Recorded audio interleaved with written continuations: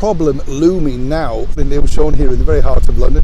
If you're wondering what that is, at the side of me it is the statue of Field Marshal Montgomery. What a man. We're here because it's becoming quite windy and we needed to shelter. But I wanted to bring you this breaking story.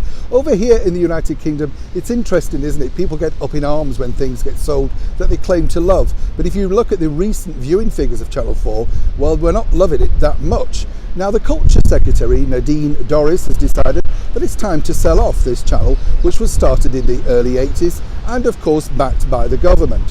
What's interesting to note, though, is that a lot of people are basically saying Channel 4 really created their own demise. And let me explain. When you think about Channel 4, you think of the early things like Countdown and groundbreaking films. There isn't really that much when you pick through the bones of the library that you'd want to re-watch. And of course, the latter points are Naked Attraction. Oh yes, that's so interesting, isn't it? Spending a lot of money on that.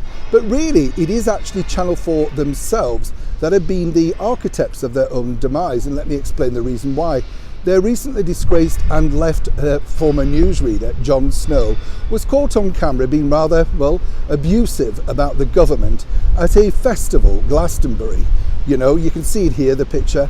And of course, that really did no favours to the channel itself. Did they fire him? Did he apologise? No, not really. So then you move forward, and they decided a few years ago to have a debate in a studio all about climate change.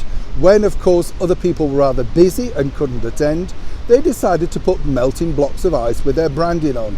Oh, so funny, as you could imagine. But of course, what they didn't realise was that they're supposed to be impartial, just simply bringing the news, and not, of course, trying to place any thoughts into the public's mind. It is up to you to make your own informed decisions. Channel 4 obviously didn't think the same, and so consequently moving forward with even more gaffes, and of course more woke ideology, they've basically bitten the dust. Should we feel sorry for them? Well, if I were the bosses of Channel 4, I would be looking at the people that they've employed, because whoever decided those stunts, and in particular that disgraceful behaviour by the former newsreader Jon Snow, truly in my mind, he has a lot to answer for. Neil Sean in the very heart of London.